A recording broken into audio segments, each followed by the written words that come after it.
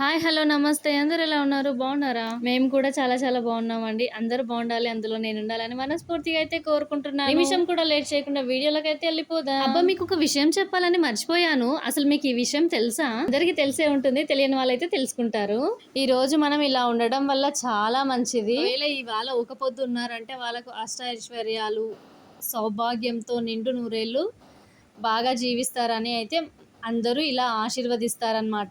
ఏ రోజు ఉండాలో అది కూడా చెప్తానండి. ఏరంక పున్నమ అని తెలుసు కదా అందరికీ. ఎస్ అండి, ఇవాళ అయితే చాలా మంచి రోజు అంటారు దీన్నే.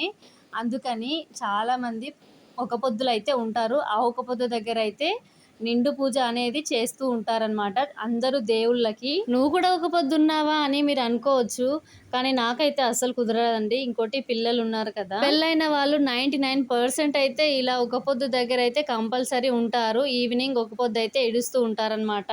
అందుకని నేనైతే ఒక పొద్దు ఏమి ఉండలేదు. జస్ట్ లైక్ అయితే అన్ని చేసి పెడుతున్నానండి. అలవాటైన పని ఏం చేస్తాం చెప్పండి. అమ్మమ్మల నుంచి, అమ్మ వాళ్ళ నుంచి ఇదైతే వస్తూనే ఉంది. మనకు తెలుసు కాబట్టి చేస్తున్నాం అంతే. ఇవాళ ఏ ఒక్కటి చేయకపోయినా అసలు మూడ్ బాగుండదు, మనసు అయితే అసలే బాగుండదు అని నాకైతే అనిపించింది. అందుకనే అయితే నేనైతే ఈవినింగ్ అయితే పూజ స్టార్ట్ చేసి ఇవన్నీ అయితే దేవుని దగ్గర నైవేద్యం అయితే పెట్టేశాను. ఏంటో అసలు ఒకసారి అనిపిస్తే అది కంపల్సరీ నెరవేర్చుకోవాలి అని అయితే గట్టిగా అయితే అనిపిస్తది. కానీ మనమైతే దేవుళ్ళం కాదు కదా, అనుకున్నది ఏదీ జరగదు. నా లైఫ్ లో అయితే అస్సలే జరగదు. ఇంకా ప్రయత్నిస్తా, బట్ జరిగితే ఓకే, జరగకపోతే వదిలేస్తాను అంతే. పెద్దగా నేనేమైతే సీరియస్గా తీసుకొని ఈ విషయంలో జరిగేది జరుగుతుంటది, జరగంది జరగదు అని టీజీగా అయితే తీసుకుంటూ ఉంటానన్నమాట. మామూలుగా ఉండదండి పిల్లలున్న దగ్గర అయితే పనులైతే. ఇంకోటి మనం ఎంత చేసినా మనకైతే పని ఎదురొస్తూనే ఉంటుందన్నమాట. ఈ ముగ్గురు పిల్లలతో అయితే నాకైతే డే మొత్తం వీళ్ళతోనే సరిపోతుంది. వీళ్ళకు వండి పెట్టడం, తినిపించడమే సరిపోతుందండి నాకైతే.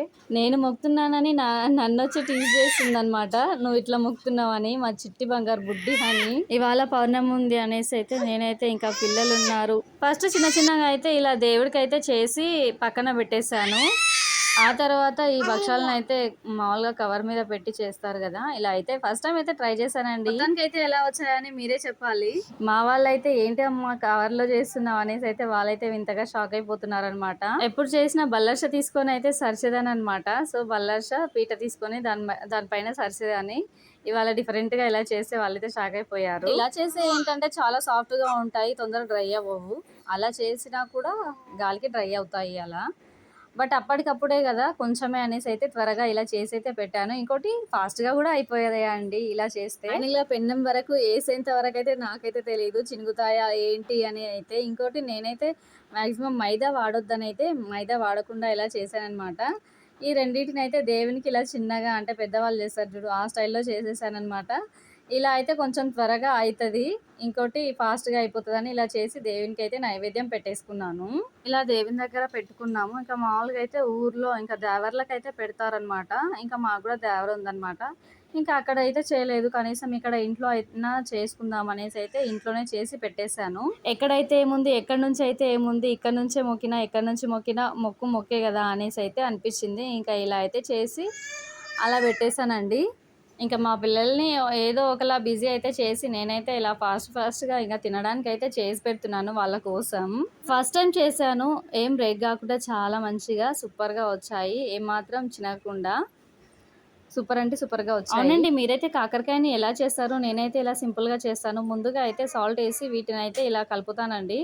అంటే కలిపి పక్కన పెట్టేస్తాను. పక్కన పెట్టేసిన తర్వాత అయితే ఒక 2-3-5 మినిట్స్ అయితే దానికైతే బ్రేక్ అయితే ఇస్తాను. ఆ తర్వాత వాటిని తీసుకొని డైరెక్ట్గా వేయిస్తానండి. ఇంతకు మీరు ఎలా చేస్తారో కామెంట్ సెక్షన్లో కామెంట్ చేయండి. భక్షాలకైతే ఉడకబెట్టిన పప్పు ఉంటుంది కదా, ఆ పప్పు చారుని మీరైతే ఏం చేస్తారో నేనైతే ఇలా సింపుల్గా చారు చేస్తాను. కొంచెం పూర్ణం తీసి ఉప్పు, కారం, పసుపు, చింతపండు వేసి, ఇంకోటి మనం తీసుకున్న పూర్ణాన్ని కూడా వేసి, టమాటో, ఉల్లిగడ్డ వేసి బాగా మరగనించిన తర్వాత పోపు వేయండి, చాలా టేస్టీగా ఉంటుంది. ఒకసారి అయితే సింపుల్గా ఎప్పుడైనా మీరు చేసుకున్నప్పుడు ఇలా ట్రై చేసి చూడండి, అదుర్స్ అంతే.